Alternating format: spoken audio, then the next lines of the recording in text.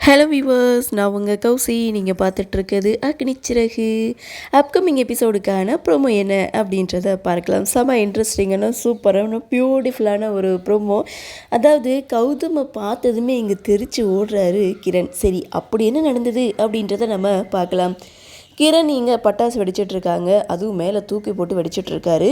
So அதை நம்ம ஸ்ருதி பார்த்துட்டு, அவர் எவ்வளோ பெரிய ஆள், அவர்கிட்ட எதுக்கு பிரச்சனை பண்ணிகிட்ருக்க அப்படின்னு சொல்லி கிரண் கிட்ட கேட்க, கிரண் சின்ன பிள்ளைங்கள்லாம் வச்சு விளையாடுங்க இல்லையா, அந்த துப்பாக்கியை எடுத்து இந்தாங்க, இதை வச்சு தீபாவளியாக கொண்டாடுங்க அப்படின்னு சொல்லி கௌதமை கலாய்க்கிறாங்க.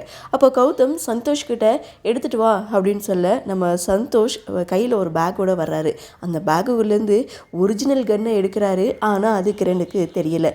ஸோ இது என்ன, நீங்கள் ஏற்கனவே தீபாவளிக்கு துப்பாக்கி வாங்கி வச்சுருக்கீங்களா, சரி அந்த ரோல் கப் எடுங்கடா அப்படின்னு சொல்லி மறுபடியும் கலாய்க்க, நம்ம கௌதம் ஒரு மாஸ் என்ட்ரி கொடுக்குறாரு பாருங்க, வேற லெவல்.